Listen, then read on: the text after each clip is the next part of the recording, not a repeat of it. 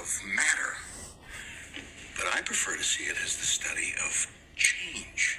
This, ladies and gentlemen, right here is the perfect example of a perfect intro, cause it shows the entirety of Breaking Bad, which is why and how a man changes psychologically. Growth, then decay, then transformation. Growth, decay, and transformation. Another brilliant hint from the show to foreshadow Walt's entire journey psychologically. And today I will show you why Walt's psychology is some of the most underappreciated ones in the TV, and let's decode it.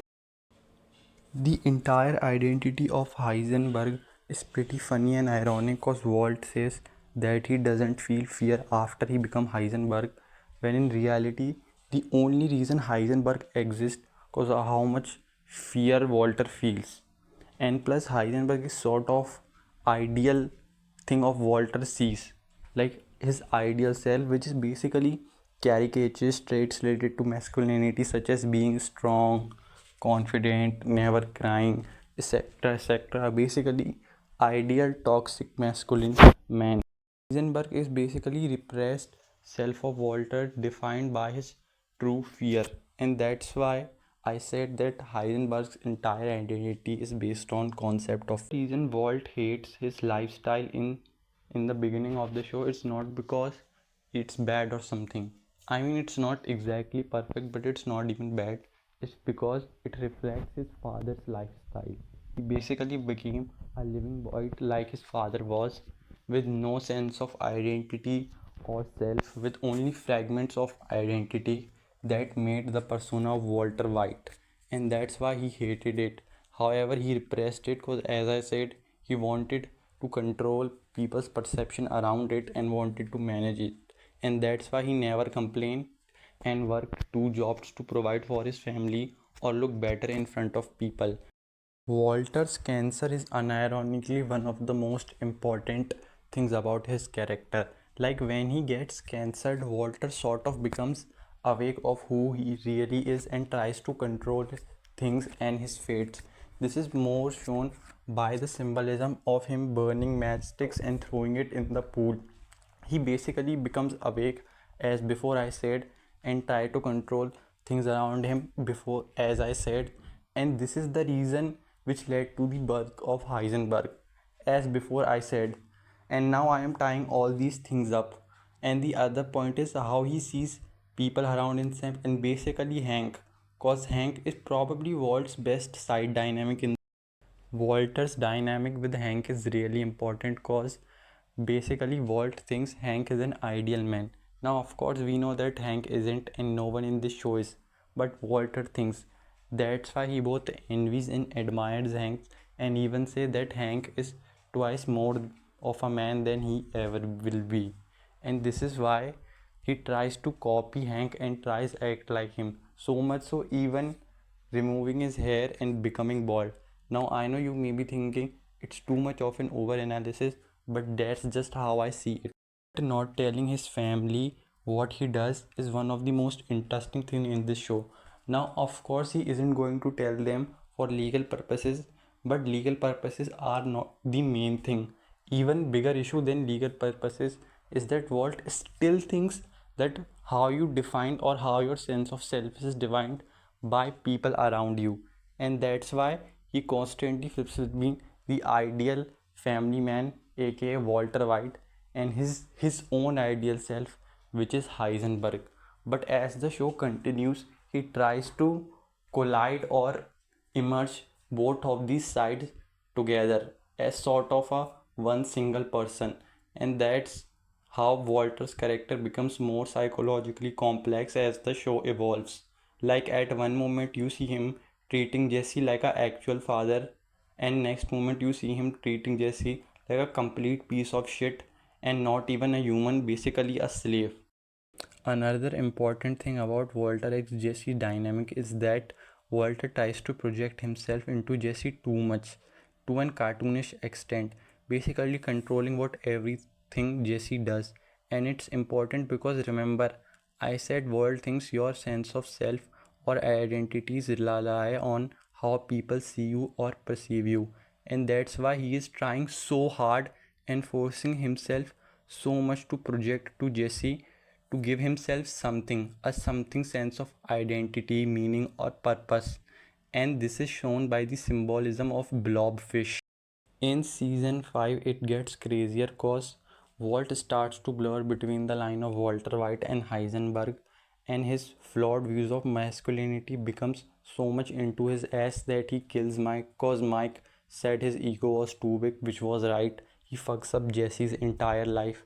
Skyler now hates him, and then he gets a second diagnosis of cancer. That second diagnosis of cancer is important. Why? Because Walter is again at the stage of confrontation with death, and at this moment he realizes how much fucked up thing he has done and how fucked his life had become, and he will only be remembered by the image he has projected. And now he leaves his empire and tries to settle the things, but of course it doesn't go as normally. Ozymandias is an interesting episode cause in here basically Walt backs to his original routes, like he is weak and he has no one and has no controls, and every piece of identity of Heisenberg gets destroyed. However, difference between this and original identity of Walt is now he actually has to face consequences of his action to a degree that even his family wants to do nothing with him, and he merely will be remembered as nothing but as a monster and then forgotten and never truly see. So much so that he even begs the guy to stay with him, even offering 10,000 just to play a game of cards. He even begs, who was it, Flynn, to take his money in one last attempt at making things right, so he will be remembered more than just a caricature and failure of a human being, so that at least he has something of his existence to become more than a void, because his existence incorporates this memory of his family. But out of course, Flynn rejects this and even claims that Walter just should die, cutting him off entirely, and Walter seemingly gives up and completely reverts back to the persona he hates. Whatever he become, the sweet, kind, brilliant man we once knew, now he is gone.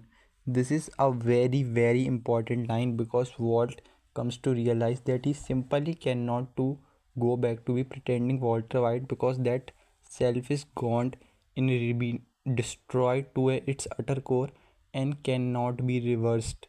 Hence, he decided to finish the things and what he started on his own terms, and this brings back to his "I did it for me" moment. Walter does have a altruistic side to it.